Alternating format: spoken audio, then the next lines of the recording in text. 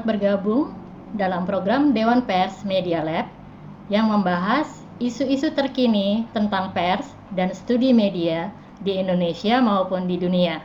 Perkenalkan, saya Santi Ruyastuti, tenaga ahli Dewan Pers yang sekarang menjadi moderator acara, dan saya sudah berkecimpung di dalam dunia jurnalistik sejak tahun 1987. Saat ini publik butuh informasi pandemi corona dari media yang kredibel. Terlebih lagi karena pemerintah akan menerapkan kelaziman baru atau new normal. Tugas jurnalis kesehatan atau iptek menjadi penting karena harus mengolah kondisi lapangan, referensi dan wawancara ilmiah ke dalam bahasa yang sederhana sehingga mudah dimengerti oleh publik. Apa saja kriteria jurnalis kesehatan atau iptek dalam masa pandemi COVID-19 dan bagaimana perannya dalam konteks Indonesia? Bersama saya telah hadir seorang ilmuwan dan peneliti, seorang akademisi, dan 2 orang jurnalis senior.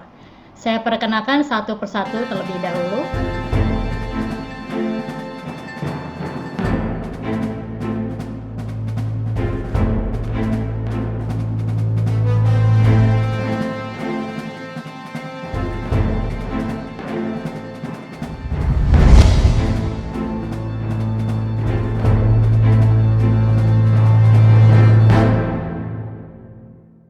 Saya perkenalkan terlebih dahulu Profesor Herawati Sudoyo-Supolo. Beliau saat ini adalah Wakil Kepala Lembaga Eijkman. Gelar dokter beliau diperoleh dari FKUI. Kemudian PhD dari Universitas Monash di Melbourne, Australia.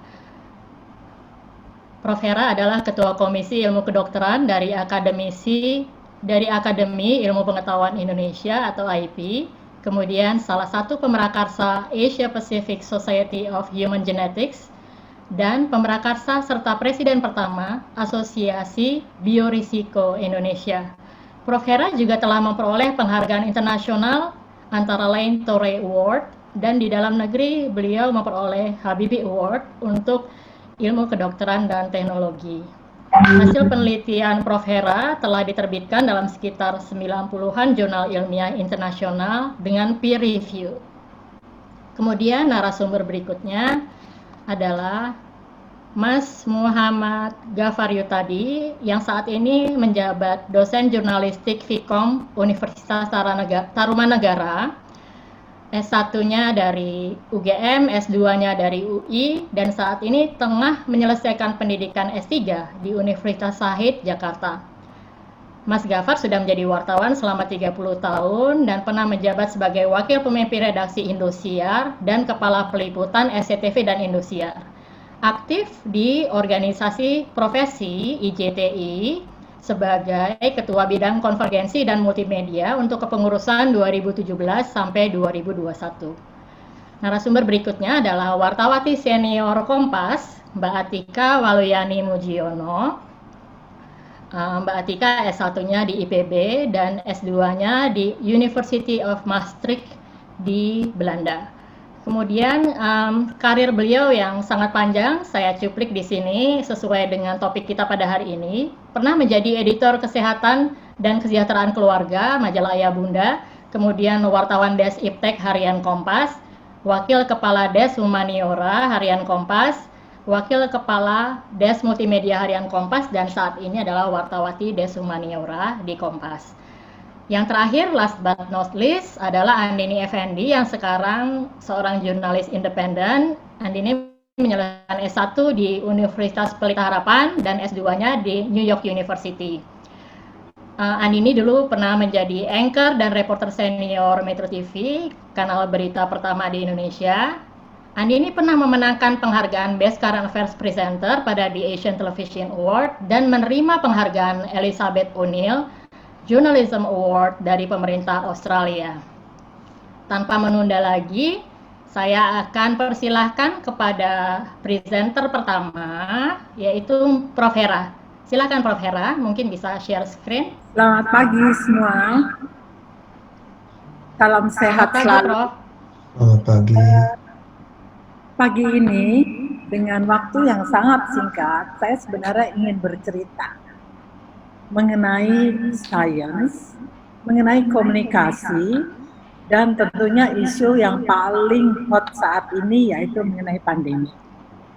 Dan saya beruntung bahwa saya bisa berbicara di acara Dewan Pers ini untuk melihat bagaimana sih sebenarnya peran dari jurnalis kesehatan atau iptek dalam pandemi corona, tapi sebenarnya apa yang saya presentasikan lebih kepada bagaimana sih peran para peneliti dalam sebenarnya melakukan komunikasi publik.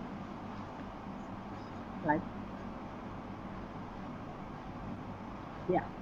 Nah, tentunya saya harus memperkenalkan lebih dulu sebenarnya di mana saya ini bekerja supaya dapat mengerti konteksnya mengapa saya bicara di acara Dewan Pers ini. Jadi saya bekerja di lembaga Eijkman, suatu lembaga ilmu pengetahuan dan teknologi dalam bidang biologi molekul kedokteran.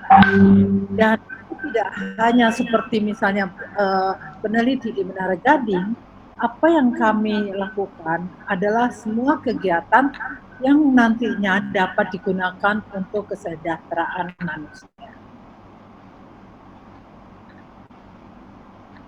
Ya.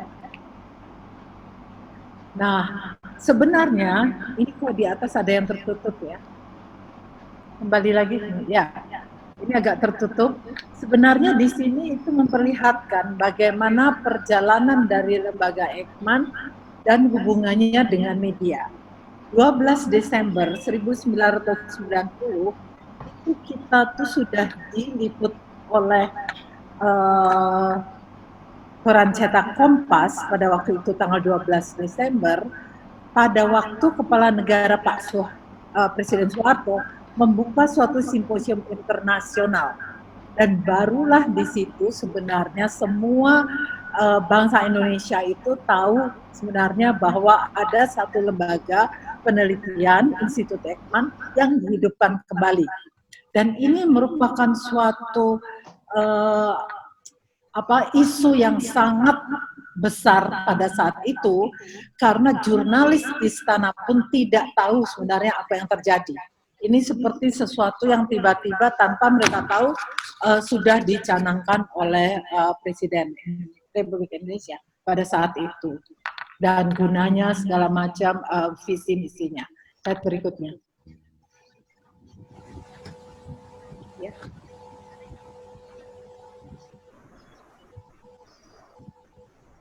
Silakan.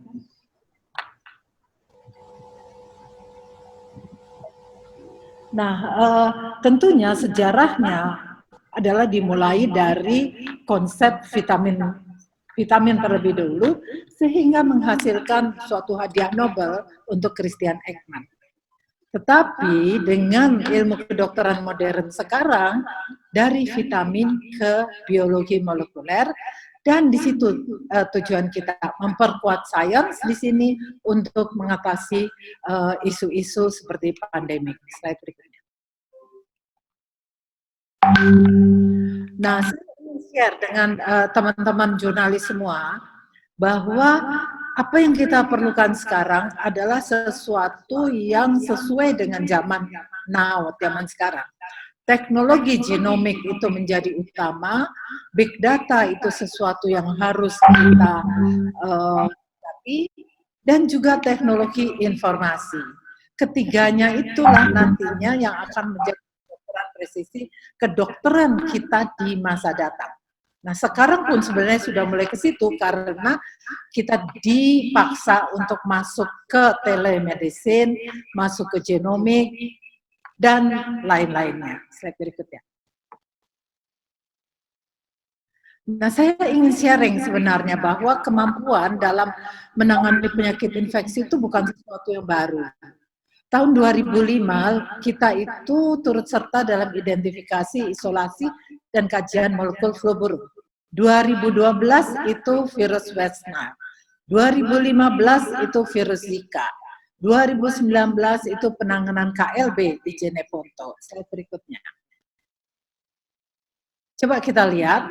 Jadi kemarin saya mencari, tolong dilihat bagaimana liputan yang ada di media mengenai lembaga Eijkman.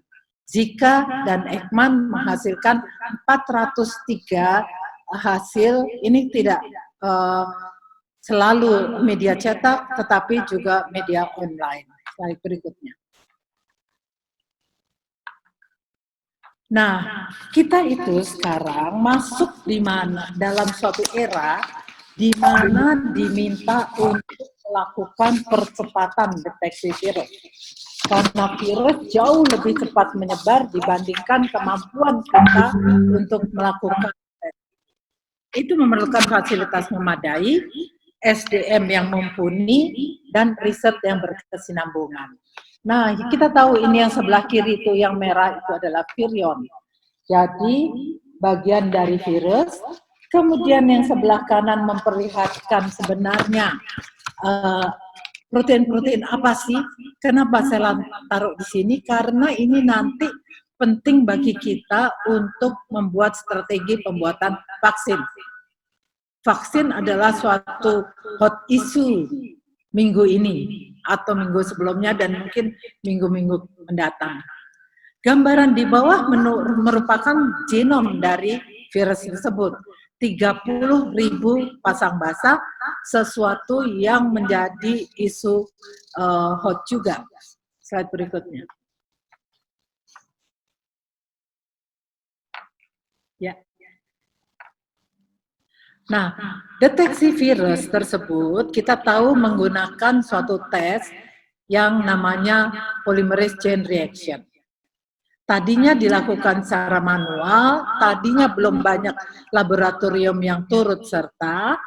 Nah, sekarang karena kita diminta untuk melakukan percepatan, deteksi tidak lagi secara manual, tetapi dilakukan secara otomatis.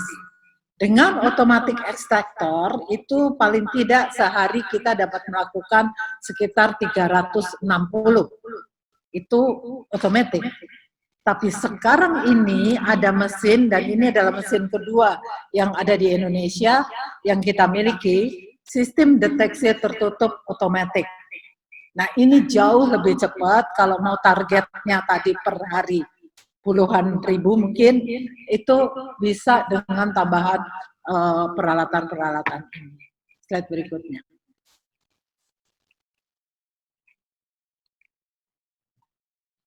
Ya, nah, sering sekali pertanyaan ditanyakan pada kami, berapa banyak sih pengujian sampel?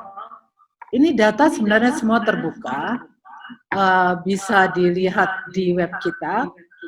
Sampai sekarang, 27 Mei kemarin, itu jumlah semua jenis sampel itu adalah 12.265. Tetapi sebenarnya jumlah sampel yang dari noso dan oropharyngeal swab itu 10.114.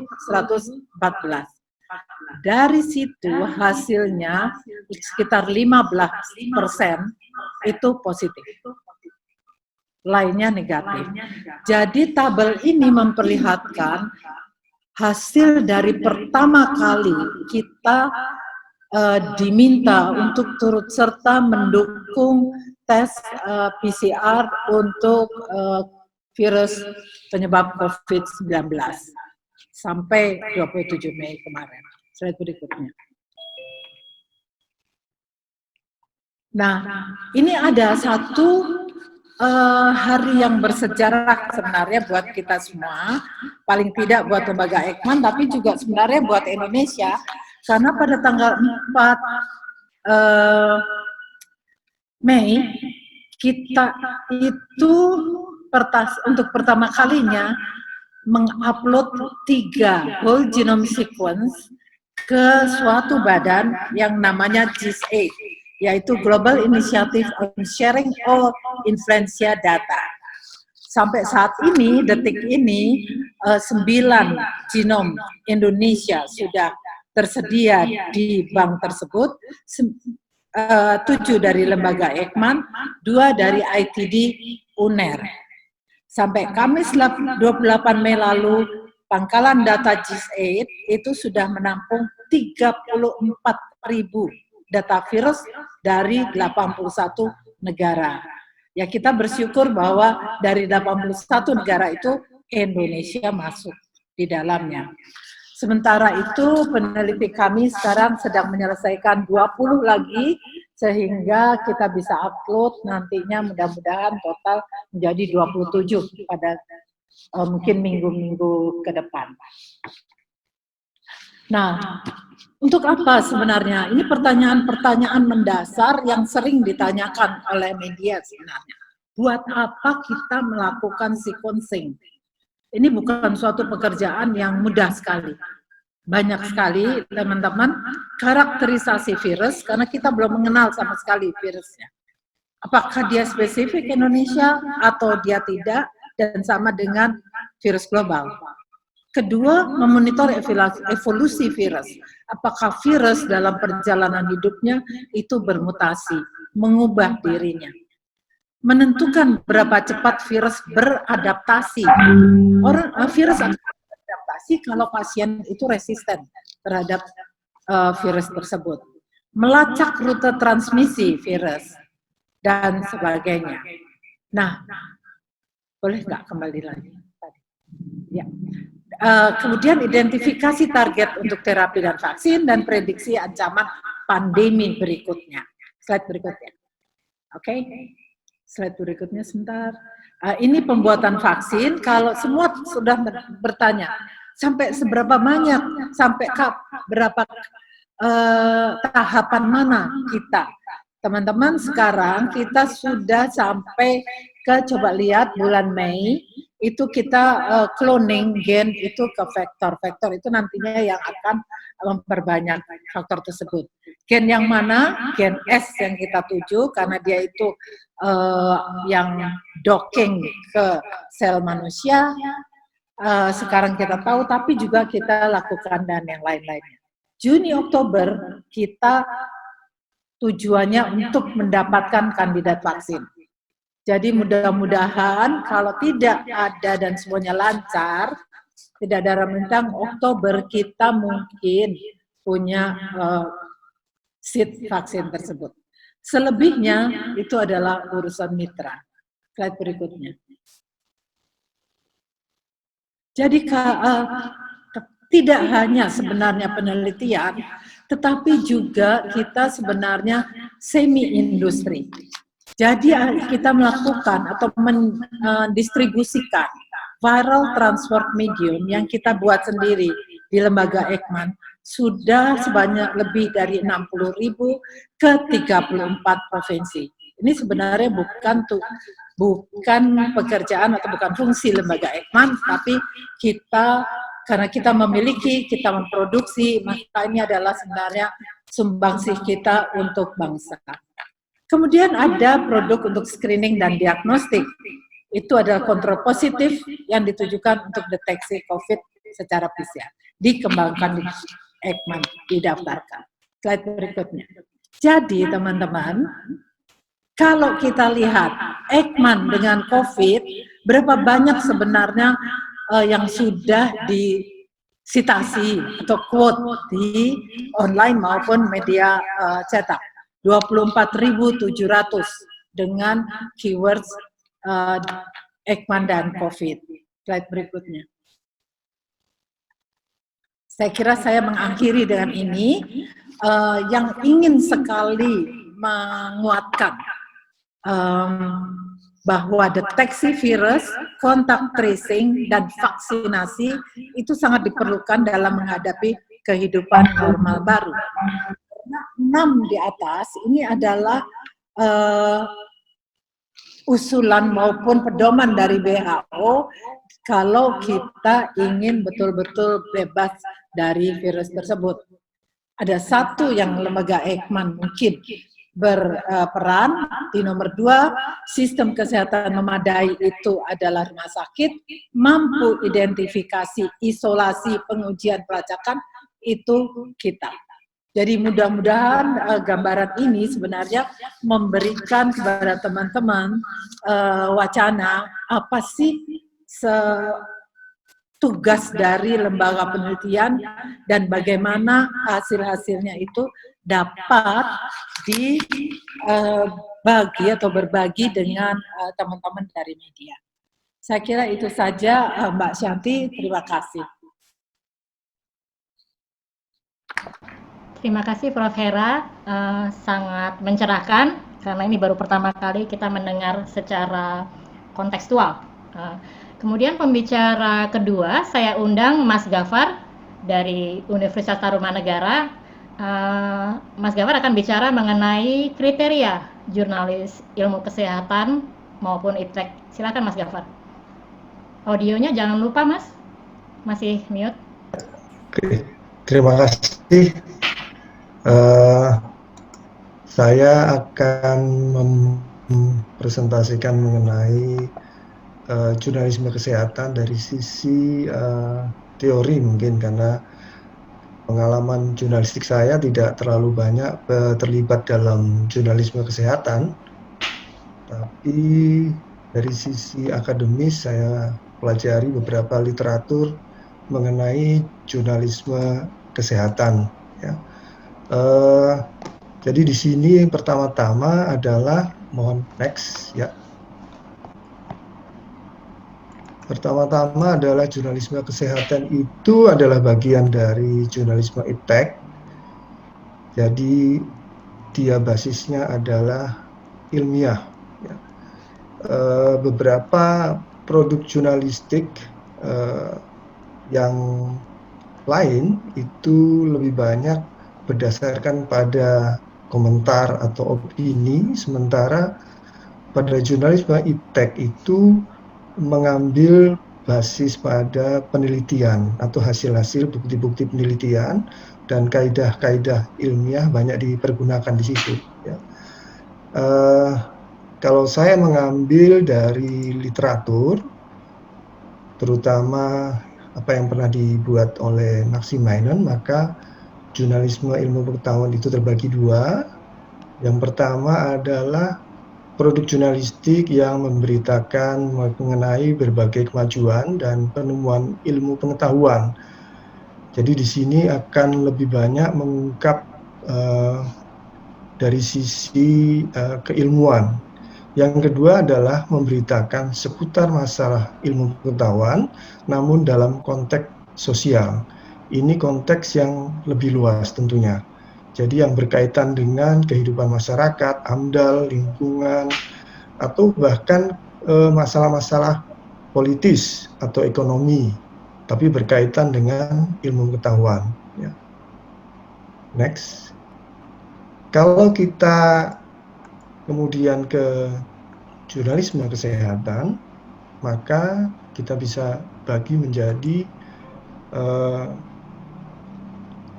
berita-berita yang mengungkap metode dan teknologi pengobatan, baik itu penyakit baru atau obat-obatan. Yang kedua adalah memberitakan berbagai masalah kesehatan dalam konteks sosial. Ya, ini Maximinon. Sementara ada ahli lain, komunikasi lain, yang Sarwansing itu membuat dua kategori terhadap jurnalisme kesehatan. Yang pertama adalah science, yang kedua adalah well-being. Science itu berhubungan dengan iptek di bidang kesehatan, sementara well-being itu pada kesejahteraan hidup yang lebih baik. Jadi lebih banyak mengungkap, kalau tadi kita kembali ke slide pertama, konteks sosialnya. Ya. Nah, tampaknya yang banyak diungkap oleh media di bidang kesehatan itu adalah yang well-being. Terutama kalau kita lihat pada beberapa situs-situs atau portal berita di mana mereka memiliki rubrik kesehatan, itu rata-rata lebih ke yang well-being. Ya. Misalnya tips kesehatan, bagaimana obesitas, menghindari penyakit-penyakit yang berhubungan dengan degenerasi kehidupan gitu ya. Namun yang patut disayangkan adalah beberapa berita-berita kesehatan, terutama pada portal-portal berita, itu minim basis penelitian. Ya.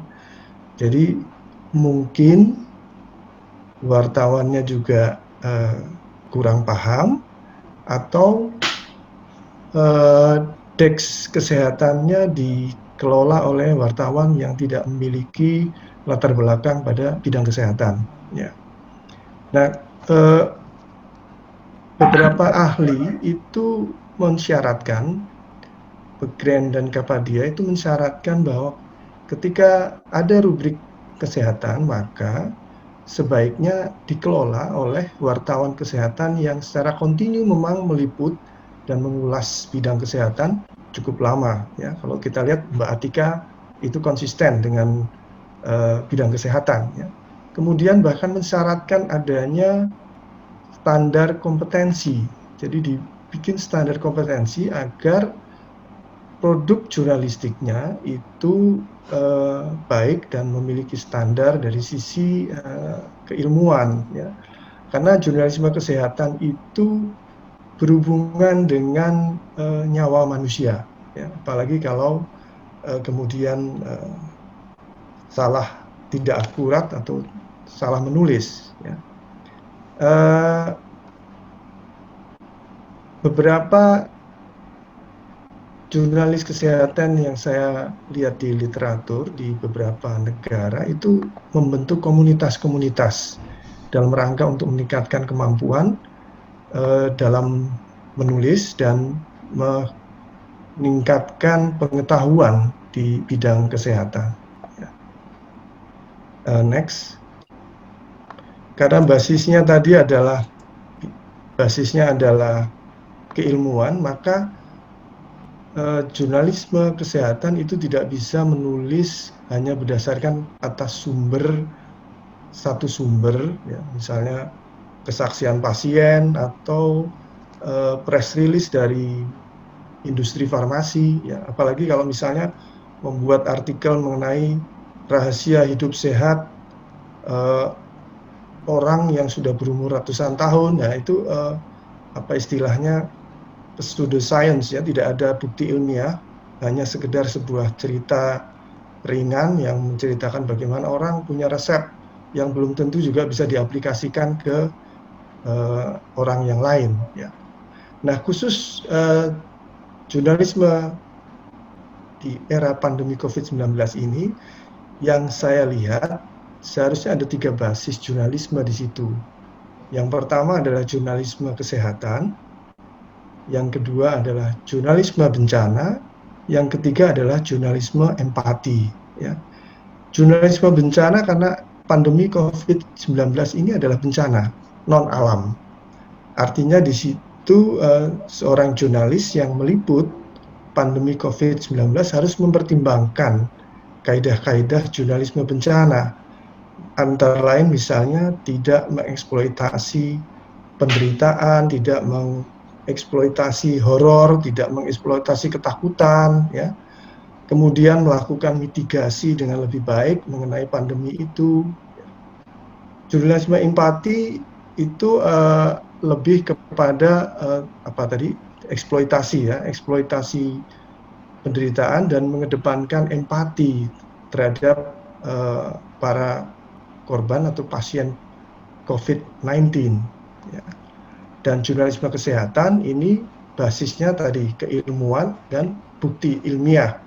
Jadi yang saya lihat beberapa produk-produk berita kadang-kadang itu terlalu cepat untuk membuat kesimpulan atau hanya mengambil sebuah statement dari ahli yang tidak berbasiskan mungkin penelitian, baru berasumsi seolah-olah sudah menjadi sebuah kesimpulan akhir. Nah, ini yang harus dihindari, ya. Next, bisa terus. Nah, ini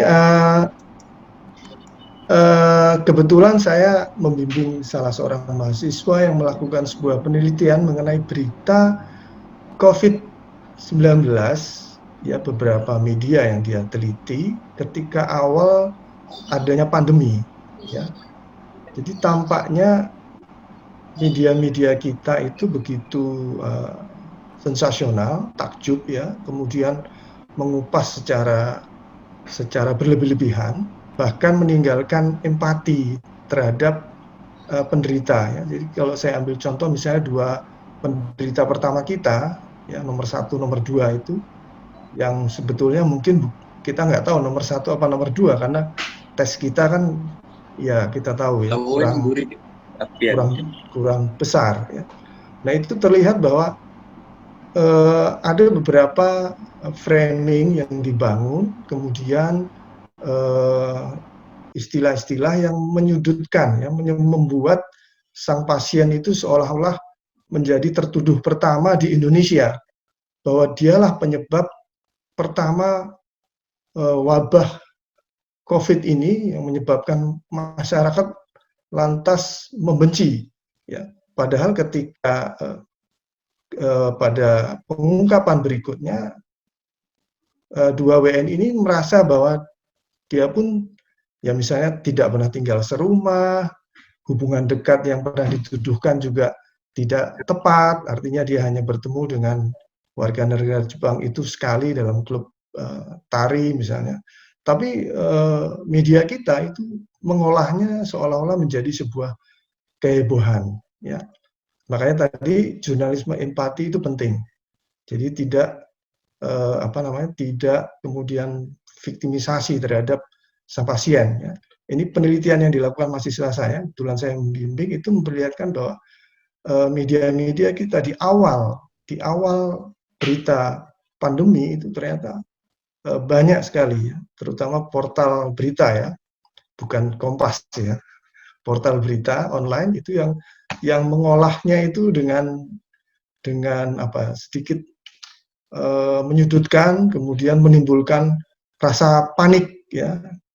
Beberapa televisi juga kita tahu ada yang kemudian secara berlebih-lebihan menunjukkan di layar seolah-olah ini pandemi yang luar biasa menakutkan. Ya.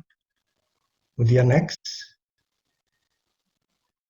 Nah ini beberapa literatur yang saya baca mengenai berita-berita pandemi sebelumnya, yaitu menarik nanti ketika mungkin pada akhir periode tahun ini, kalau kita coba meneliti apakah berita-berita kita juga seperti beberapa penelitian di jurnal-jurnal internasional, ada 4 yang saya ambil ya, bahwa ketika pandemi Ebola itu media itu juga mengeksploitasi dan membuat rasa panik di masyarakat.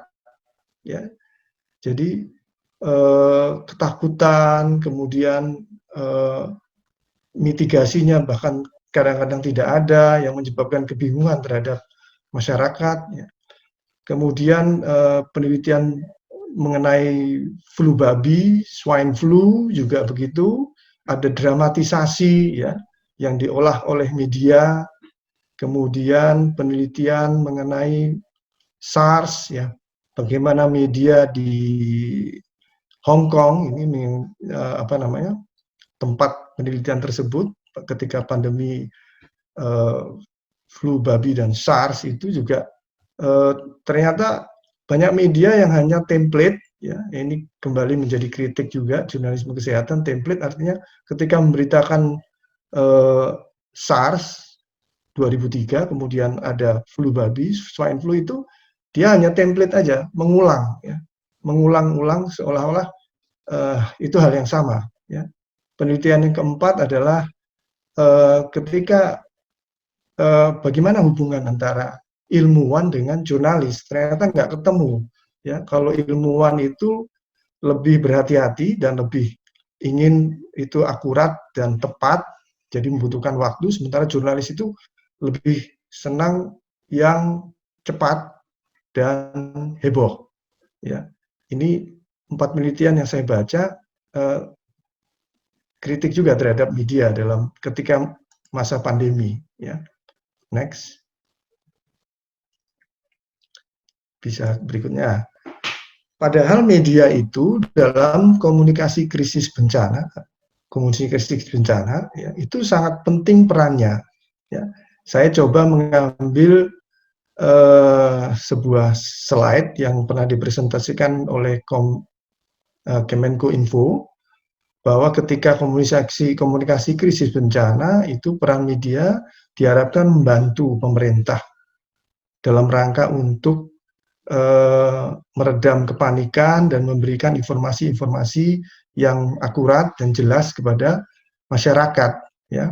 Bahkan di buku yang diterbitkan oleh WHO, Outbreak Communication pada tahun 2004 itu juga menunjukkan bahwa peran media cukup penting di situ. Karena itu memang harus disadari oleh media agar ketika pandemi konteksnya adalah konteks darurat, krisis, jadi kaidah bisnis media itu mungkin harus dikesampingkan terlebih dulu. Ya, kadang-kadang kan kalau kita dalam iklim kompetisi, media itu seolah-olah harus cepat dan harus yang paling heboh, ya, demi mencari rating share misalnya di TV atau clickbait, ya, clickbait di portal berita, ya. Jadi judulnya heboh, setelah dicari-cari di tubuh berita ternyata nggak ketemu. Ya. Oke, next. Ya.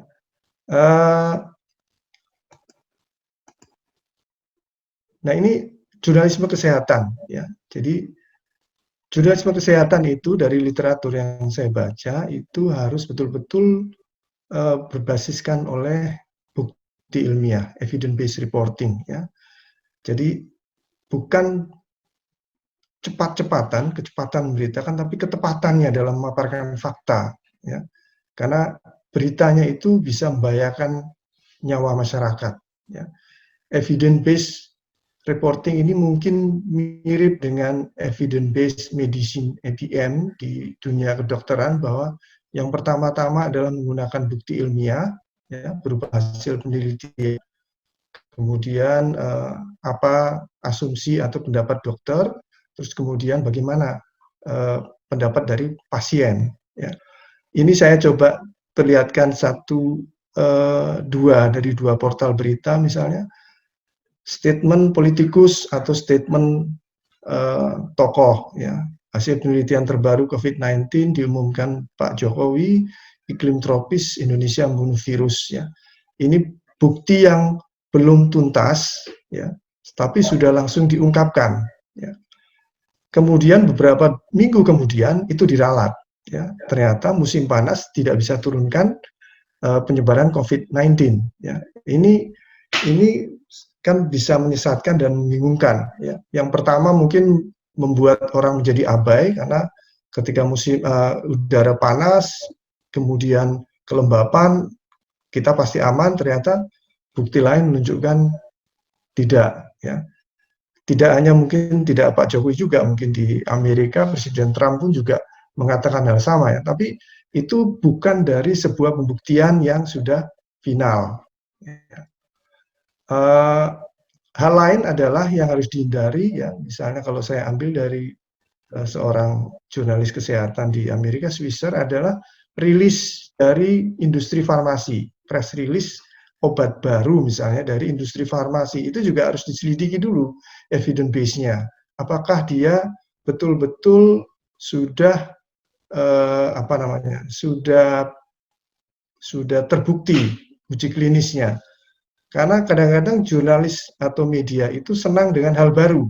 Ketika ada press release mengenai obat baru, langsung ditangkap menjadi sebuah news, ya, hal yang baru yang boleh dikemukakan ke publik. Padahal misalnya uji klinisnya belum selesai. Ya. Ya. Next. Nah, penggunaan jurnal ilmiah itu juga penting dalam jurnalisme kesehatan. Ya. Kalau saya lihat beberapa media itu kadang-kadang meninggalkan jurnal ilmiah, ya, di Indonesia tapi juga di luar negeri. Ya. Padahal jurnal ilmiah ini menjadi basis bukti. Ya. Jurnal ilmiah yang sudah peer review tadi, ya. Jadi jurnal ilmiah yang sudah direview oleh Mitra Bestari. Beberapa penelitian COVID-19 yang terungkap di media, kadang-kadang itu belum peer review. memang media kadang-kadang memberikan keterangan, belum peer review, tapi publik tidak paham mungkin apa maksudnya. Ya, kalau belum peer review artinya itu belum belum distandari atau belum diberikan komen oleh kalangan kedokteran atau kalangan medis yang menjadi bidang profesi peneliti tersebut. Ya. Nah, akibatnya kadang-kadang ketika itu diungkap, itu sudah seolah-olah menjadi sebuah kesimpulan. Ya. Misalnya ketika sebuah media mengungkapkan mengenai bahwa COVID-19 itu airborne, ya, tapi hanya di ruang ICU, kesehatan yang aerosol, ya, tidak di udara bebas. Nah, ketika itu diambil oleh portal berita di Indonesia itu dengan judul besar bahwa WHO mempertimbangkan bahwa COVID-19 itu menyebar lewat udara. Langsung itu membuat panik itu di grup WA kan langsung di capture di ini langsung beberapa grup WA yang saya ikuti itu langsung, padahal kalau kita baca secara teliti itu hanya di ruang ICU atau kewaspadaannya hanya untuk para staf medikal, ya, bukan masyarakat bebas. Dan itu pun belum sebuah kesimpulan yang akhir, ya. Atau misalnya obat remdesivir yang dipakai untuk para pasien COVID-19 misalnya, itu klaim yang dilakukan oleh perusahaan farmasi yang memproduksi remdesivir misalnya, Gilead Science, itu belum peer review. Ya, dia mengakui bahwa penelitian dia belum final, tapi klaim itu sudah dia rilis dalam bentuk press release ke media dan media langsung memberitakan. Ya. Atau juga obat hidroksikloroquine misalnya yang Presiden Trump promosikan itu. Berikutnya, Mas Gafar, waktunya ya. sudah lewat sekali loh, Mas. Oke, Mungkin baik. Oke, kita kalau gitu, bergeser ke yang berikutnya karena nanti kan mau ada Jumatan pertama, ya. Mohon maaf, betul. Mas Gafar. Mohon maaf. Tapi poin-poinnya sudah ini sangat singkat, kita terima. sudah sampai ya. Ini Iya. ada beberapa, ada 10 yang saya ambil dari Switzer, ya, poinnya. Kemudian ini juga peran profesional dari jurnalis kesehatan, dan terakhir juga nanti berikutnya adalah ada sebuah berikutnya next. Nah, ini Health News Review.org, ini yang sebuah laman yang mencoba mengevaluasi pemberitaan-pemberitaan di berbagai media yang secara kritis kurang baik dari sisi pengungkapan. Baik, saya kira itu. Terima kasih. Terima kasih, Mas Gafar. Terlalu lama. Iya. Pembicara selanjutnya, Mbak Tika, waktu dan tempat kami persilakan. Ya, selamat pagi Bapak-bapak, Ibu-ibu, dan teman-teman. Semoga sehat sejahtera semua. Kita mulai slide-nya ya.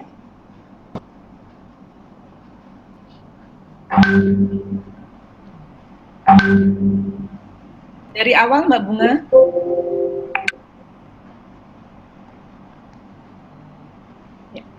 Ya, jadi saat ini tidak ada aspek kehidupan yang tidak dipengaruhi oleh globalisasi. Next slide, Mbak. Mbak Bunga, ya. Termasuk kesehatan masyarakat. Jadi pola penyakit yang berkembang di berbagai wilayah dunia lambat laun akan menjadi sama. Misalnya diabetes dan kanker yang misalnya 3 dekade lalu dianggap penyakit negara kaya, kini sudah menjadi penyakit dan penyebab kematian di negara berkembang. Next. Untuk penyakit menular itu merebaknya lebih cepat, hanya dalam hitungan bulan. Kita lihat kasus epidemi sindrom pernapasan akut parah, terus pandemi flu babi tahun 2009, epidemi sindrom pernapasan Timur Tengah. Terus kemudian pada COVID ini virus SARS-CoV-2 itu diidentifikasi di Cina akhir 2019 dan pada 11 Maret 2,5 bulan kemudian 11 Maret 2020 WHO sudah menyatakan pandemi COVID. Next. Di sisi lain pandemi menyebabkan penghargaan yang lebih kuat pada jurnalisme sains dan kesehatan. Media digunakan lembaga internasional, organisasi nirlaba, dan lembaga pemerintah untuk menyebarkan informasi serta sebagai upaya menyatukan pemikiran di seluruh kalangan pada tataran lokal, regional, nasional, maupun global. Jadi itu sebagai salah satu strategi untuk mengatasi masalah kesehatan. Dalam pekerjaannya, wartawan dan tulisannya diharapkan mampu meningkatkan interaksi dan komunikasi di seluruh rangkaian pemangku kepentingan layanan kesehatan, menjembatani kesenjangan antara sistem layanan kesehatan dan pembuat kebijakan, menyoroti isu-isu terkait hak asasi manusia, gender, dan kesehatan, juga menjaga hubungan yang efektif antara aktor pembangunan di tingkat nasional dan internasional dalam tulisan-tulisannya ya. Dan komunikasi kesehatan yang efektif dan tepat itu menjadi ujung tombak promosi kesehatan untuk meningkatkan literasi kesehatan masyarakat. Slide berikutnya, dalam hal ini wartawan kesehatan bertugas untuk mengumpulkan dan menggali fakta, lapangan, wawancara dari referensi. Kemudian karena banyak info, harus memverifikasi, menganalisis untuk mendapatkan intinya dan kebenarannya, kemudian melaporkan dalam bentuk tulisan yang memberikan pandangan yang bermakna, seimbang, dan objektif. Terus kemudian juga akurat, jelas, dan mudah dipahami masyarakat awam. Berikutnya, konten liputan itu bisa masalah klinis, jadi berbagai penyakit, kanker, diabetes, yang umum ya, jantung, dan sebagainya. Kemudian masalah kesehatan masyarakat, gizi, kematian ibu dan anak, pemberantasan penyakit menular, pencegahan penyakit tidak menular, dan sebagainya. Kemudian layanan kesehatan, serta kebijakan pemerintah. Selanjutnya, yang harus disadari adalah liputan dapat mempengaruhi masyarakat terkait kesadaran dan pengetahuan tentang kesehatan, profesional kesehatan dalam pemberian pelayanan, pemerintah terkait kebijakan. Karena itu, wartawan harus memikirkan apakah berita yang ditulis itu memberikan masyarakat informasi yang dibutuhkan. Wartawan kesehatan bertanggung jawab untuk menyampaikan informasi kesehatan dan berita secara objektif kepada masyarakat, sehingga bisa membantu mereka dalam membuat keputusan mengenai kesehatan mereka. Jadi soal pola hidup, pola makan, upaya mencari pertolongan kesehatan, dan sebagainya. Dalam pekerjaannya, wartawan harus bebas dari bias dan konflik kepentingan. Kemudian jika mengerjakan tulisan, perlu bersikap kritis tentang bagaimana suatu kebijakan itu bisa berdampak berbeda pada berbagai kelompok masyarakat yang berbeda. Misalnya dalam status ekonomi, pendidikan, kesehatan, kepercayaan, budaya, dan sebagainya. Narasumber yang bisa, selain masyarakat dan lapangan itu, adalah profesional kesehatan dan bidang lain, peneliti, akademisi, lembaga internasional, organisasi yang bergiat di bidang kesehatan, serta pembuat kebijakan atau pemerintah. Referensi, slide berikutnya.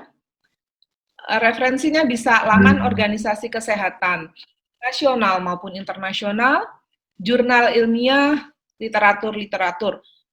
Selain yang hard copy, kita juga di masa yang sekarang begitu banyak informasi kita bisa dapat dari internet, yang gratis pun masih bisa. sehingga kualifikasi yang harus dimiliki wartawan kesehatan antara lain ketaatan pada etika dan prinsip jurnalistik tentu saja, pemahaman yang jelas tentang masalah medis dan terminologinya, kemampuan untuk menyajikan informasi medis dengan cara yang jelas, tentu saja kemampuan menaati tenggat waktu. Selanjutnya. Nah, terkait COVID-19, itu wartawan kesehatan diharapkan memberikan pemahaman kepada masyarakat terkait virus dan mutasinya, misalnya berbagai bentuk gejala, terapi, obat, vaksin, hal-hal yang terkait eliminasi penyakit, perbandingan virus dan epidemi serta pandemi lain. Memberikan informasi terkait cara penanganan pandemi dan kebijakan pemerintah. Mengkritisi kebijakan yang tidak sesuai dengan kaidah penanganan COVID-19, misalnya soal pelaksanaan tracing, tes PCR yang Indonesia jauh ketinggalan dari negara-negara lain, terus pengumpulan dan pengungkapan data yang dinilai belum sesuai dengan situasi lapangan.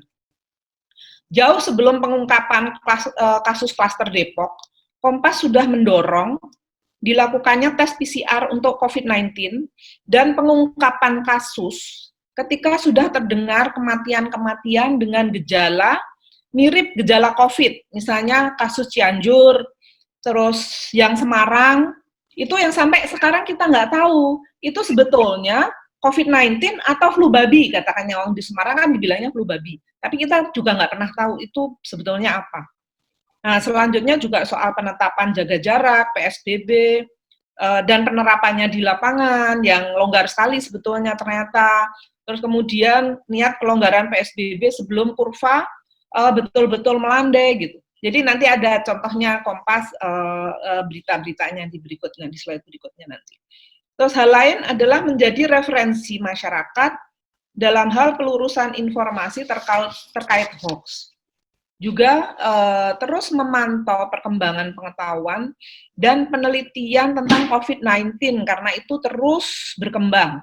Soal virusnya, mutasinya, vaksin, obat, pemutusan rantai penularan, dan sebagainya. Nah, slide berikutnya adalah beberapa contoh dari, ini. Jauh sebelum pengungkapan kasus, Kompas sudah mendorong supaya dilakukan PCR secara masif dan sebagainya, karena selalu dibilang tidak ada kasus. Sampai ini sebetulnya juga mengundang kemarahan beberapa pejabat tulisan ini. Selanjutnya. Nah, kita juga mengingatkan, membenahi kesiapsiagaan untuk menghadapi wabah corona. Selanjutnya. Ini juga soal sebetulnya ini bagian penjelasan tentang virus seperti apa dan sebagainya, penularannya seperti apa. Selanjutnya.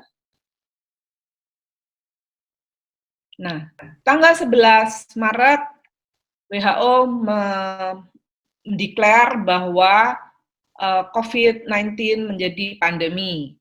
Nah, kita langsung menulis untuk bagaimana kita mengatasi itu. Harus satu kendali. Kita tahu kan kondisi Indonesia waktu itu ada denial gitu. Next. Nah, ini penjelasan tentang gejala dan prosedur tes COVID. Selanjutnya. Nah, waktu itu setiap kali orang masuk ke kompleks tertentu pasti disemprot disinfektan. Padahal disinfektan itu bukan untuk tubuh manusia, tapi itu untuk benda mati. Sehingga kita mengingatkan bahwa disinfektan itu berbahaya bagi manusia. Yang untuk manusia itu adalah antiseptik sebetulnya. Jadi disinfektan bisa menimbulkan penyakit kalau terkumpul dalam jumlah banyak dan lama. Next. uh, tanggal 2 April kita tetap mendorong pemeriksaan secara masif. Selanjutnya, ini tentang sejarah virus corona itu apa. Virus corona itu sebetulnya sudah dari tahun 65 sudah ada dan sebagainya, tapi memang jenisnya berbeda dengan yang sekarang. Lanjut. Ini tadi yang disinggung Mas Gafar, soal cuaca panas, kita 6 April itu sudah bicara. Tadi kan 29 April ya Pak Jokowi bilang. Kita 6 April sudah bilang bahwa cuaca panas tidak bunuh virus. Sebetulnya penelitian di Amerika pun juga pro kontra. Ada universitas yang menyatakan cuaca panas akan membunuh corona, tapi banyak peneliti-peneliti lain dan ilmuwan-ilmuwan lain yang skeptis, dan mereka menunjukkan bukti-buktinya bahwa cuaca panas tidak membunuh virus corona. Lanjut. Nah, ini soal perkembangan pencarian obat, vaksin, dan terapi. Lanjut. Nah, ini ketika wacana pelonggaran PSBB diumumkan, itu kita membuat berita tentang bahwa kedisiplinan itu penentu keberhasilan, karena sebetulnya PSBB juga kita tahu sebetulnya nggak banyak yang disiplin juga, walaupun banyak yang disiplin tapi banyak yang masih bandel sehingga kasus naik terus. Tanggal 21 itu hasil pemeriksaan kan 900 lebih penambahan kasusnya gitu. Jadi itu memang menunjukkan bahwa kita belum disiplin. Selanjutnya Mbak, yang kita bilang bahwa belum saatnya melonggarkan PSBB. Ya, demikian Mbak Santi, terima kasih.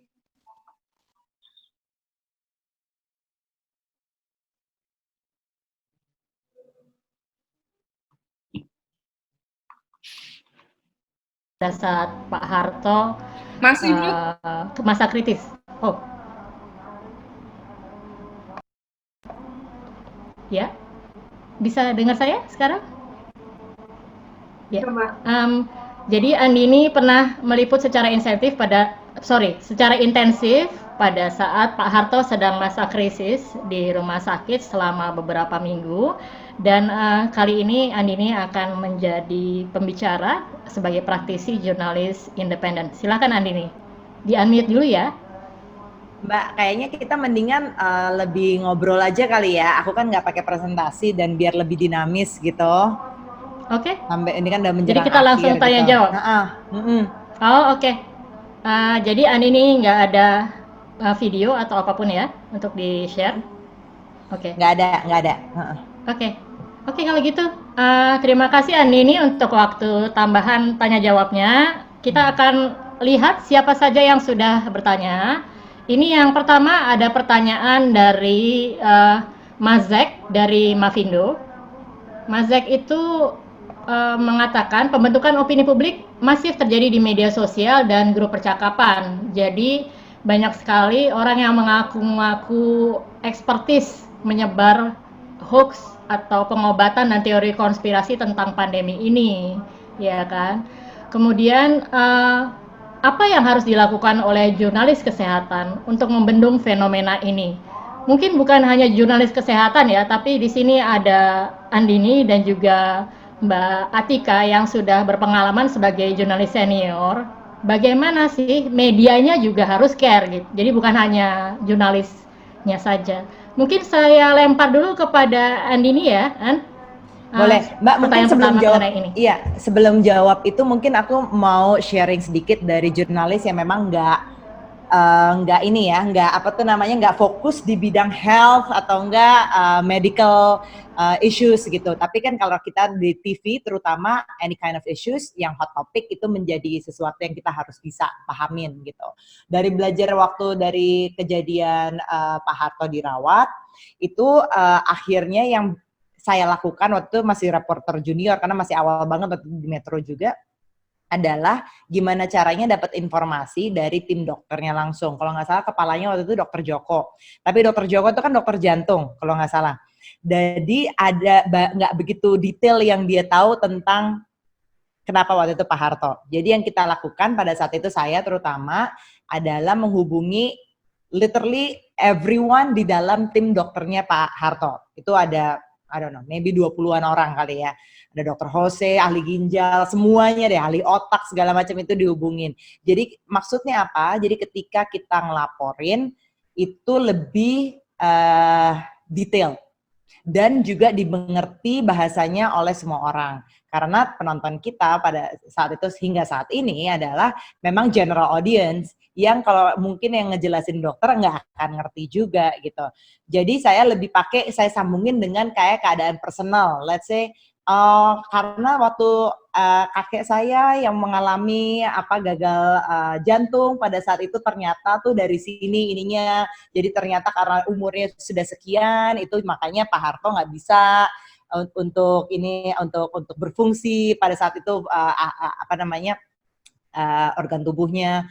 Jadi hal-hal yang dibawa ke lebih personal supaya intinya cuma satu, kalau saya aja nggak ngerti, gimana saya mengharapkan audiens untuk mengerti. Titik, dah itu aja.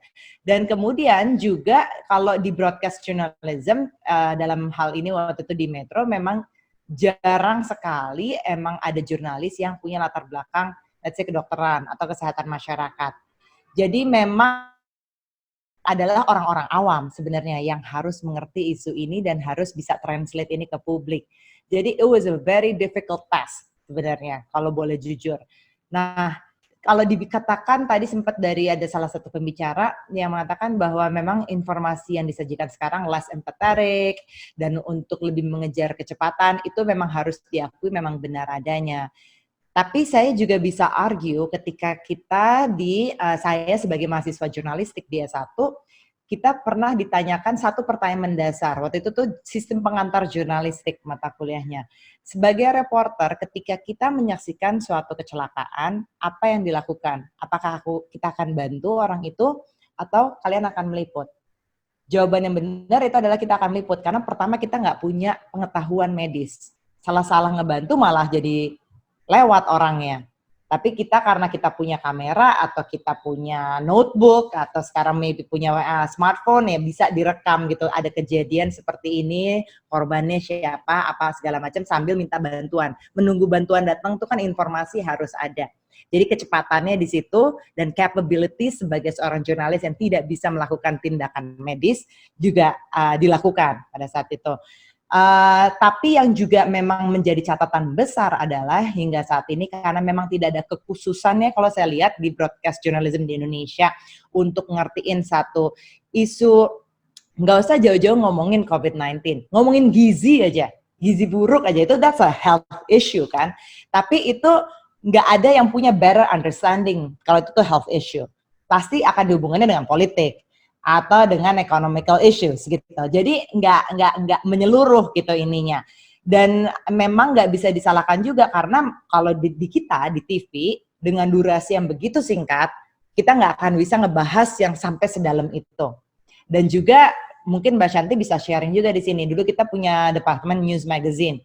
News magazine itu kan yang lebih ekstensif lah, lebih long duration, lebih kaya akan informasi terhadap satu isu dan nggak hanya dilihat dari aspek politik atau ekonominya aja. Itu pun juga sebenarnya ternyata tidak terlalu diminati sama audiens Indonesia. Jadi otomatis akhirnya berita yang bombastis lah, yang less empathetic, yang juga mungkin orangnya nggak ngerti-ngerti banget gitu jurnalisnya. Akhirnya itulah yang dimakan. Dan itu memang sangat disayangkan. Kita kan nggak punya kayak misalnya CNN, mereka punya medical correspondent si Sanjay Gupta, yang memang seorang dokter. Gitu. Dia jadi any kind of like health related issues, dia pasti ada. Dan juga pembawaannya ketika kita nonton, kita nggak kayak dengerin dokter lagi ngejelasin dengan bahasa medis ya, karena terus terang kita nggak akan ada yang ngerti gitu. At least for me, yang general audience. Nah, jadi makanya ada kayak waktu kemarin COVID. Si Sanjay justru dia ngetes sendiri, dia do the swab test, dia do the blood test, karena untuk ngasih tahu ini loh sebenarnya kalau kita dites darah, di swab itu maksudnya tuh begini gitu. dengan memang audiens kita bukan bodoh, tapi we are a general audience dan harus ada yang bisa bertutur kepada kita. Itu yang kita lacking sih sebenarnya sekarang. Termasuk sebenarnya jujur kalau boleh di berita cetak pun belum ada yang bisa bertutur seperti itu gitu. Yang membuat kayak misalnya kita lagi baca New York Times Magazine, oh ada pandemi COVID, kenapa di New York State itu lebih besar dibandingkan other states? Yang ngomong juga dokter gitu, tapi kita jadi ngerti, oh karena begini, karena kalau di New York State itu tumpukan gitu loh. Dan juga ini populasinya orang yang lebih tua sekian gini, dan mereka tuh punya kecenderungan karena dietnya orang Amerika tuh begini. Saya juga baru tahu ternyata like 70% of your immunity system is based on your sistem pencernaan, on your gut. Itu gara-gara saya baca. Tapi kayak gitu-gitu saya jadi ingat gitu kan sebagai orang audiens biasa gitu. Dan karena saya jurnalis, saya pengen bisa ceritain itu ke orang lain. Itu sih sebenarnya my two cents kalau kenapa kita tuh nggak bisa ekstensif ketika kita melaporkan satu health or medical issues gitu, including COVID-19. Oke, terima kasih Andini. Mungkin Mbak Atika bisa share mengenai apa sih yang harus dilakukan jurnalis kesehatan untuk membendung fenomena too much information and too much expertise di media sosial dan di WhatsApp group misalnya. Apa yang bisa dilakukan? Silakan Mbak Atika. Audionya di-unmute dulu Mbak. Oke, ya. Jadi karena kita wartawan, kita bisanya yang menulis. Kalau misalnya WA grupnya itu kita ada, biasanya saya menulis ya yang secara awam saja, pengetahuan yang kita tahu. Tapi sebetulnya yang paling penting adalah bagaimana kita menuliskan counter hoax itu berdasarkan fakta-fakta dan dari referensi serta wawancara ahli. Jadi misalnya hoax, katakanlah tentang apa ya? Ya, katakanlah yang paling gampang nih terlintasnya cuaca panas, soal cuaca panas. Kita cari referensi-referensi penelitian-penelitian. Sebetulnya bagaimana sih cuaca panas itu? Panas berapa derajat yang bisa membunuh virus corona misalnya. Nah, itu kemudian kita tulis itu sebagai counter dari hoax itu. Tapi masalahnya adalah tidak semua orang baca koran kita. Nah, itu juga jadi kemampuan kita untuk melawan hoax adalah dari lewat tulisan-tulisan kita. Tapi sebetulnya itu juga bukan hanya kewajiban media, tapi juga pemerintah harusnya aktif juga untuk mengcounter hoax-hoax yang lewat media sosial. Gitu. Kalau kita sih menulis sesuatu yang secara ilmiah bisa dipertanggungjawabkan, tapi mudah dipahami awam sebagai counter hoax itu. Demikian, Mbak.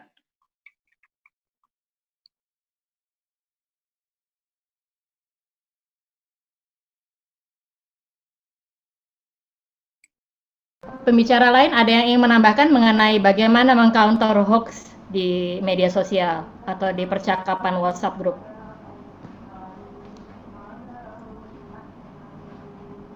Mungkin dari silakan saya, Mas Gafar atau nyambung Mbak Era. ke Mbak Atika tadi ya. Memang dari saya bisa. Silakan Mas. Mungkin memang problem komunikasi ya, problem komunikasi terutama di media-media yang kredibel seperti tempat bekerja Mbak Atika, Kompas itu ternyata itu tadi tidak. Sekarang masyarakat justru sudah banyak meninggalkan media-media konvensional tapi masuk ke media sosial. Nah, mungkin perlu lebih banyak cek fakta yang dikontribusikan oleh media-media kita sehingga membantu masyarakat untuk menemukan mana yang hoax, mana yang bukan, mana misinformasi atau disinformasi. Ya, ini kerja bersama. Artinya ketika masa pandemi tadi, media itu juga harus memikirkan bahwa ini bencana nasional. Artinya kesampingkan dulu persoalan kompetisi, ya, siapa yang paling unggul, paling hebat, paling wah, paling menang, share rating itu tolong di nomor 2 kan, karena kita menghadapi sebuah bencana bersama-sama, ya, dalam rangka untuk kalau media tentu tugasnya adalah mengkomunikasikan mana yang fakta, mana yang hoax, ya. Jadi kerja bersama, ya. Beberapa media saya kira saya lihat sudah bagus melakukan cek fakta, ada forum-forum cek fakta. Nah, saya kira itu, Mbak. Terima kasih. Ya, mungkin untuk Prof. Hera ini ada pertanyaan berikutnya, Prof. Mengenai orang-orang yang OTG, ya, atau COVID carrier, setelah 14 hari, apakah virusnya masih ada di tubuhnya? Apakah setelah 14 hari, si OTG itu masih berpotensi menulari yang lain? Mungkin Prof. Hera bisa kasih pemahaman? Oke, saya bisa menjawab itu, tapi sebelumnya tadi saya juga ingin sebenarnya sharing juga pernyataan untuk yang hoax di media sosial. Oh, silakan Prof. Karena itu memang termasuk salah satu yang sangat mengganggu. Ambillah misalnya tadi yang untuk kita mencoba memanaskan diri, gitu ya, bahwa virus akan mati kalau dipanaskan. Tapi sebenarnya dari pihak ilmuwan atau peneliti itu tahu bahwa selubung virus itu akan pecah, ya, kalau dipanaskan 56 derajat. Manusia tidak akan mungkin kan dimasukkan dalam suatu cairan atau keadaan dipanasin 56 derajat. Nah, kemudian harusnya itu sebenarnya yang melawan hoax itu adalah tadi bukti-bukti ilmiah. Nah, sebelumnya biasanya peneliti itu senyap karena mereka sangat tidak suka memberikan pernyataan yang kemudian ditangkap salah. Ya tadi seperti dikemukakan bagaimana hubungan peneliti dengan jurnalis itu sebenarnya yang satu mau cepat, yang satu sangat berhati-hati. Nah, tapi saya baru lihat loh itu fenomena yang sekarang ini agak lain. Jadi banyak ilmuwan yang berani untuk berbicara dengan jurnalis, berbicara dengan media mengenai hal-hal yang memang memiliki landasan ilmiah. Jadi ini sesuatu yang baru deh. COVID ini membuka suatu era baru di mana hubungan antara semuanya, kita masyarakat publik itu jauh lebih dekat daripada sebelumnya. Itu yang pertama. Nah, mengenai yang OTG atau carrier, coba ya, kalau misalnya ditanyakan kalau 14 hari itu bagaimana sesudahnya gitu ya. Nah, seandainya dia itu swab ya,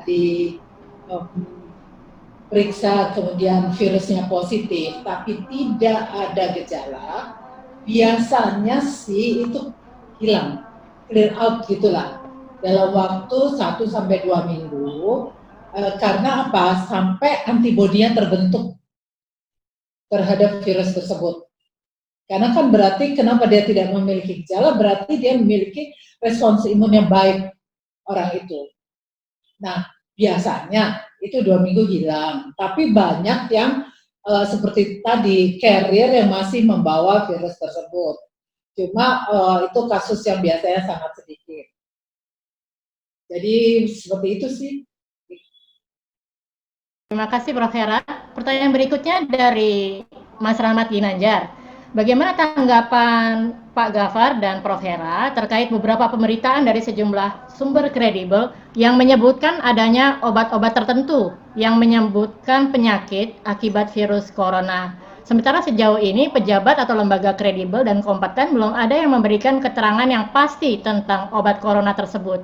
Bagaimana sebaiknya pers menyikapi hal seperti itu? Silakan mungkin Mas Gafar dulu, Mas.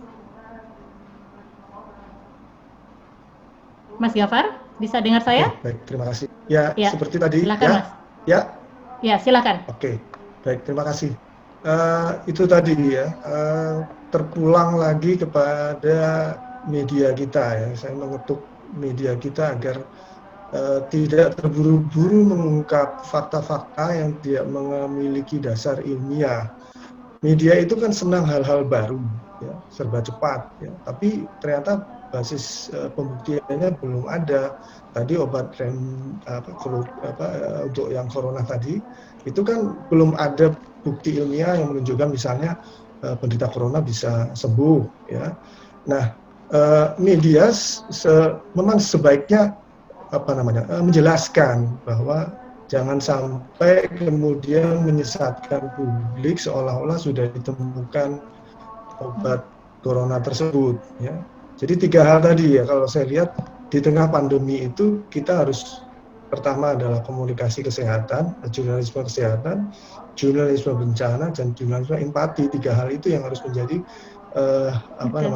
panduan kita ketika kita membuat produksi berita. Saya kira itu. Terima kasih. Ya. Silakan Prof. Hera. Ya, ini soal obat. Terima kasih. Kita tahu ya bahwa sampai saat ini sebenarnya tidak ada obat yang dapat membunuh virus corona sampai saat ini.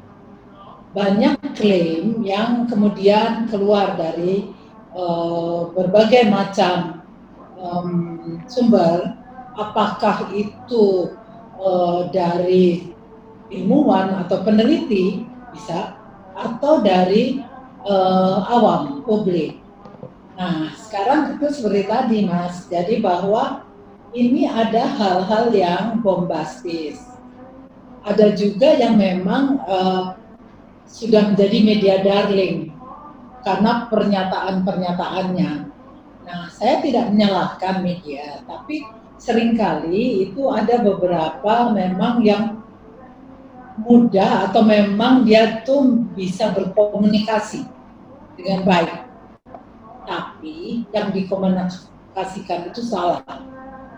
Sebenarnya dari sudut ilmiah.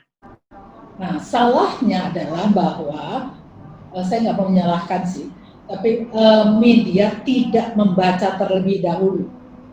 Jadi sebelum misalnya kita mewawancara, biasanya kan sebenarnya teman-teman dari media yang biasanya kalau mainstream dia pasti harus baca dulu karena masih direview lagi sebelum keluar kan. Jadi harus riset dulu. Nah dari situ sebenarnya dia sudah bisa tahu bahwa ini sebenarnya betul atau tidak betul. Contoh saja deh, contoh misalnya beberapa minyak yang dikatakan bisa membunuh corona. Kalau dari pihak kami sebagai ilmuwan dan juga kebetulan memang laboratoriumnya bekerja dengan corona, pertanyaannya buktinya mana? Harus ada bukti bahwa apapun itu, minyak, tanaman, dan sebagainya itu sarinya atau bahan aktifnya itu waktu kita cek dengan coronanya tidak bisa memperbanyak dirinya atau dia mati. Tesnya ada soalnya sebenarnya. Tesnya ada, harus dilakukan di laboratorium khusus yang hanya dimiliki oleh sedikit sekali institusi di Indonesia.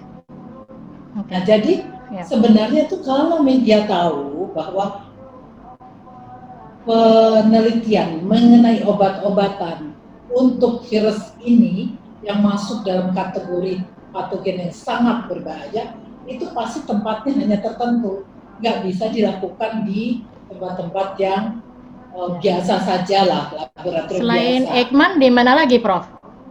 Yang sudah melakukan penelitian patogen, misalnya mengenai tadi minyak, virgin oil, kemudian minyak kayu putih, kemudian obat anti malaria misalnya. Ya dia berarti bahwa itu obat minyak dan sebagainya harus kita cobakan di dalam laboratorium tersebut kan. Berapa konsentrasinya segala macam. Seperti layaknya uji penelitian biasa. Gitu. Kalau misalnya kita bekerja dengan obat juga dilakukan titrasi obat, berapa banyak konsentrasinya, apakah kemudian memang betul biarkan itu tadi sel-selnya mati atau enggak, itu semua dihitung, bisa dihitung, bisa dilakukan, tapi harus di laboratorium khusus tadi. Jadi tidak bisa klaim itu keluar gitu, bahwa dia itu dapat membunuh. Buktinya mana? Kerja nggak dengan virusnya gitu. Nah, saya kira itu sebenarnya itu pencerahan yang bisa diberikan kepada jurnalis-jurnalis yang mungkin biasanya kan ada khusus ya, sains tapi mengenai obat-obatan tradisional. Mungkin nanti lembaga Eijkman bikin media briefing, Prof, buat jurnalis. Ya, kita ke pertanyaan berikutnya. Ini ada pertanyaan dari teman saya, kebetulan saya kenal nih penanyanya, Nurleli Bethesda Sinaga. Ingin bertanya, apakah ada sebuah sistem pembinaan kepada media online atau media mainstream terkait berita yang dipublikasi? Bagaimana menempatkan antara kebebasan berpendapat dengan jurnalisme yang bertanggung jawab? Karena saat ini cenderung info yang disebarkan tidak di cross-check dengan orang berlatar belakang kesehatan dan judulnya bombastis. Cenderung mencari info atau opini tentang situasi kesehatan kepada sembarang orang. Menjadi catatan bahwa tidak semua dokter atau ahli kesehatan masyarakat menguasai topik yang saat ini sedang hit. Mungkin Andini dan Mbak Atika bisa share pendapat mengenai ini. Silakan Andini terlebih dahulu. Mbak Atika dulu aja kali ya. Mbak Atika dulu aja. Monggo Mbak Atika. Silakan. Baiklah. Saya mau menambahkan yang soal yang tadi yang dijelaskan Bu Hera. Yang soal klaim-klaim obat itu, ini dulu ya, satu dulu. Klaim-klaim itu memang jadi agak susah. Kalau misalnya yang bikin press conference itu juga ilmuwan gitu kan. Nah, jadi kita juga akan menulis pernyataannya. Tapi di sisi lain kita juga menulis tulisan yang lain yang mendudukkan persoalan, misalnya herbal. Herbal dinyatakan mampu mengatasi reaksi dari virus corona misalnya. Nah, kemudian kita menuliskan sebetulnya fungsi herbal itu seperti apa sih gitu. Jadi lebih kayak gitu sih sebetulnya sebagai imbangan dari klaim-klaim yang kita juga belum tahu pasti itu sebetulnya penelitiannya sejauh mana, katakanlah gitu. Nah, terus kalau soal apakah ada sistem pembinaan kepada media online atau media mainstream, saya nggak tahu kalau media online, karena saya bekerja di media cetak yang media mainstream, tapi kita punya sih media online namanya kompas.id. Tapi itu paywall sih. Nah, kita untuk wartawan-wartawan yang baru direkrut itu kita ada pendidikan selama 1 tahun. 1 tahun itu ada pendidikan di kelas dalam berbagai bidang. Kemudian sekian bulan dia ada mentoring, dia liputan, kemudian dia punya mentor setiap bulan berganti begitu. Jadi dia akan mendapatkan pengalaman-pengalaman dari yang lebih senior. Dan kemudian secara berkala ada semacam pelatihan-pelatihan. Jadi saya nggak bisa bilang untuk media-media lain, karena media itu juga bermacam-macam. Kita tahu tidak hanya di Indonesia, di semua negara, ada media-media yang memang serius, ada yang mungkin memang ya karena sumber dayanya kurang sehingga membuat berita-berita yang memang kurang tepat begitu. Jadi memang saya hanya bicara berdasarkan pengalaman saya saja. Kalau di Kompas sih udah pasti enggak, insya Allah. Ya, terima kasih Mbak Tika. Andini, bagaimana pengalaman yang di Metro sih nggak ada ya kayak pelatihan yang, at least for me, aku nggak pernah dapat pelatihan itu, tapi memang dulu juga quality control-nya untuk cek fakta tuh lebih ketat gitu aku menurutku. Karena dulu waktu jadi reporter junior juga kita masih aktif di lapangan, kita nggak pernah yang ada dulu, belum ada lah iPhone, Google gitu, belum bisa. Jadi benar-benar memang harus benar-benar nanya berita, pakai pinjem mulut orang, atau kita baca koran, atau kita baca buku yang benar-benar sumbernya sumber first source gitu. Tapi memang kesini-sininya aku ngelihatnya memang lebih banyak pressure dari soal waktu ini. Jadi terutama karena kita di TV 24 jam harus selalu memberikan update setiap jamnya, bahkan plus ditambah lagi sekarang sudah ada online-nya yang memang harus banget updated gitu informasinya. Jadi memang pasti ada kayak informasi yang belum sampai di recheck menyeluruh, akhirnya sudah tayang duluan, sampai akhirannya beberapa kali juga kita lihat kasusnya memberikan disclaimer kalau berita yang sebelumnya itu tuh salah, yang benar seperti ini gitu. Jadi memang ada pressure-nya untuk menginformasikan secepatnya itu sih yang menjadi kayaknya menurutku memang menjadi faktor akhirnya kita tahu sesuatu juga tidak menyeluruh dan akhirnya sudah disampaikan ke publik. Mungkin penanya berikutnya ini sebenarnya dari Facebook ya. Akan saya coba rangkum dengan penanya lain dari Zoom. Dari Facebook ada pertanyaan, mengapa ada anggapan bahwa jurnalis mengangkat berita yang penelitiannya belum final? Para pihak lembaga peneliti seharusnya berhati-hati tentang kerahasiaan. Dan juga ada pertanyaan lain tadi terkait presentasi Prof. Hera mengenai penemuan vaksin kan masih lama, sekitar bulan Oktober. In the meantime, apa yang dilakukan untuk menurunkan penambahan jumlah pasien yang terdampak corona ini? Silakan Prof. Hera. Terima kasih. Jadi kita tahu sebenarnya sudah banyak vaksin yang diuji coba ya, bukan di Indonesia tapi di dunia, dan sudah ada kurang lebih 115. Beberapa diantaranya itu, 8 diantaranya itu sudah uji klinik 1 dan 2, fase 1 dan fase 2. Jadi itu pun sudah ada yang Indonesia atau beberapa company di Indonesia yang sudah akan turut serta dalam uji coba tersebut. Jadi namanya belum bisa diungkap ya Prof? Nama company-nya? Oh, udah terbuka kok itu. Oh ya. Jadi Cargo Pharma kan sudah mencobakan, tapi juga Bio Farma itu juga akan mencobakan satu lagi yang namanya Sinovac. Jadi ada beberapa platform untuk vaksin tersebut. Nah, sementara kita menunggu, apa sih yang harus kita lakukan kan? Itu biasanya itu vaksin kan cukup lama, kita semua tahu bahwa paling tidak 5 tahun. Tapi dengan kecepatan, coba lihat sekarang bulan 5, itu sudah ada uji coba. Tak pernah sebelumnya di dunia ini terjadi hal seperti itu. Jadi kita harapkan untuk tahun depan, mungkin kalau dia sukses, dia bisa coba. Tapi belum tentu setiap kandidat vaksin itu akan dapat meningkatkan tadi antibodi di individu-individu itu. Jadi apa sebenarnya? Ya kita kembali kepada protokol kesehatan. Apalagi new normal ini mengkhawatirkan nggak sih Prof? Dengan adanya vaksin yang masih belum pasti bisa diuji coba dengan new normal ini atau kelaziman baru? Mengkhawatirkan kalau kita kembali normal. Tapi kalau ada peraturan-peraturan baru yang menyebabkan kita berubah perilakunya tadi, new normal lah bila namanya, saya kira kita bisa meredam sebenarnya.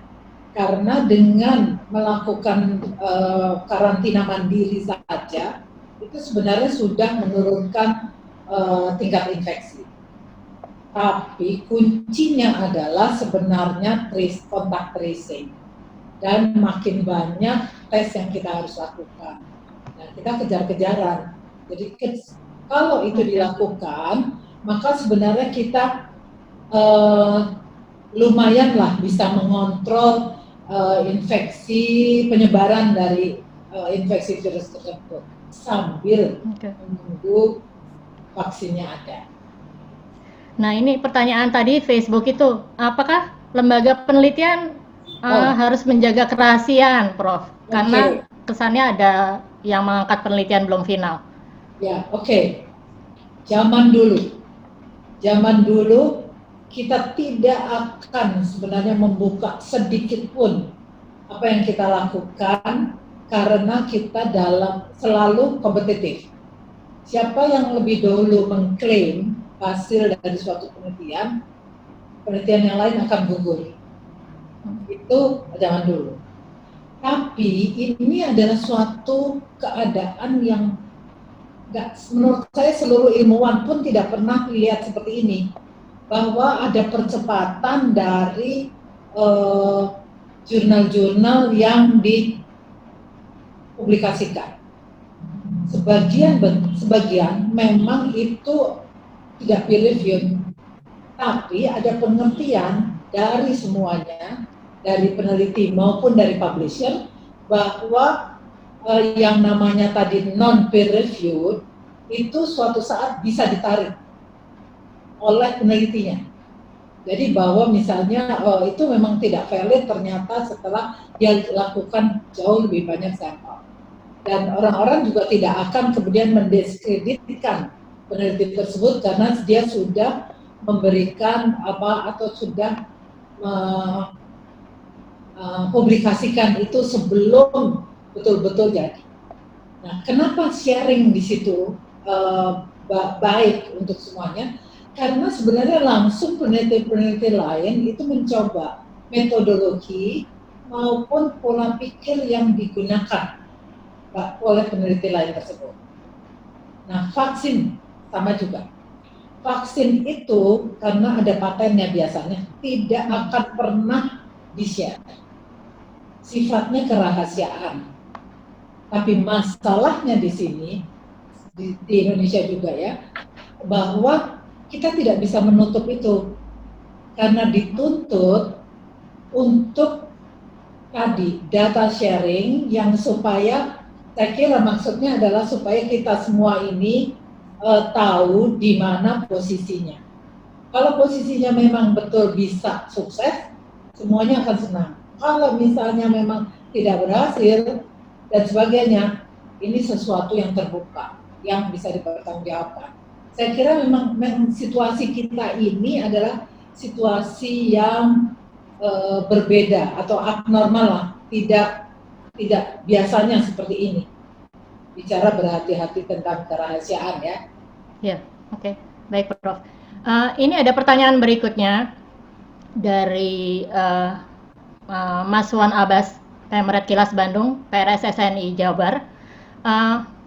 Ketentuan bagi pemberitaan tentang COVID, media harus seimbang antara berita yang meninggal dengan berita yang sembuh. Masalahnya sekarang, pada saat diketahui data positif COVID terus meningkat, justru, maksudnya positif nih yang sembuh ya, justru masyarakat cenderung nggak takut COVID, sehingga melanggar PSBB. Apakah pemberitaan sekarang harus kita arahkan ke bahaya COVID, termasuk memblow up korban yang meninggal dan dilengkapi data usia dan penyakit bawaannya? Ada pendapat mungkin dari Mas Gafar? Yang lain silakan menyusul setelah Mas Gafar. Oke, baik, terima kasih. Ya. Proporsional mungkin ya harusnya, karena memang saya bukan mencurigai, tapi memang ada pemerintah punya kepentingan untuk menunjukkan prestasi juga, maka itu ungkapan datanya mungkin tidak segamblang seperti yang kita harapkan. Namun ya harus diakui bahwa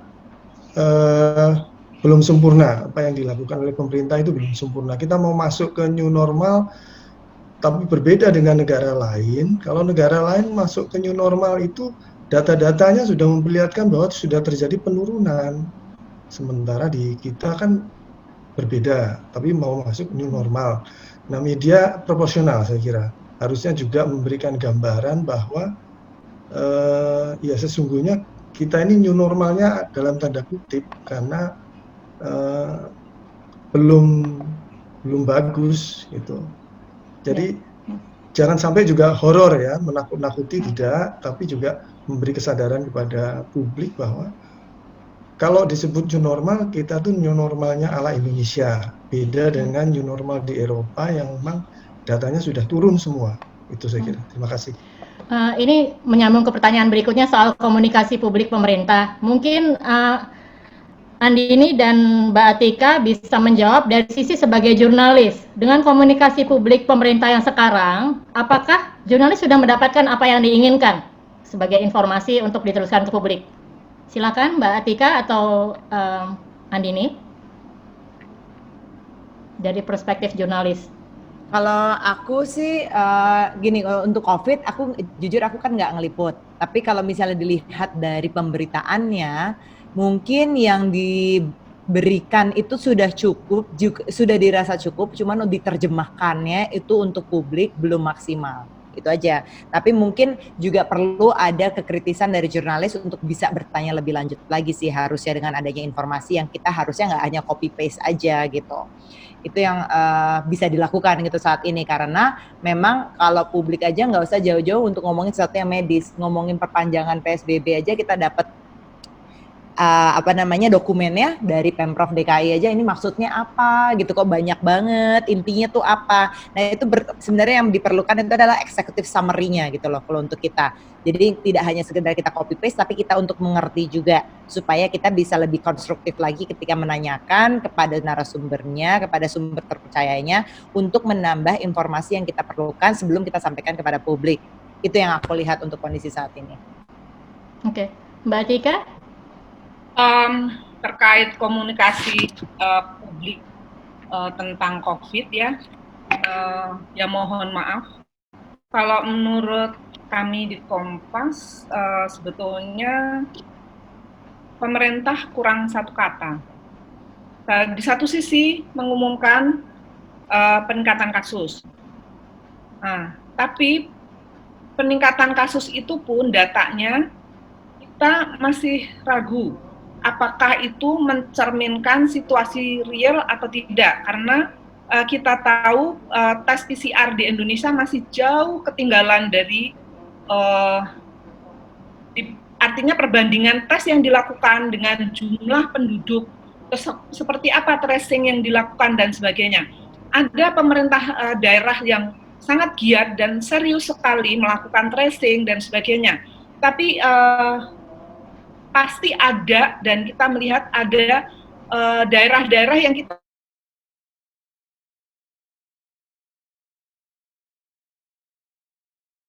mereka melakukan tracing sehingga tampak sampai black zone ya Mbak, saking seriusnya, jadi melonjak tinggi. Dan lain, apakah mereka melakukan seperti itu, seserius itu? Nah, kita nggak tahu. Jadi apakah misalnya data positifnya 20 orang sekian lama, apakah itu benar 20 atau cuma hitungan jari gitu?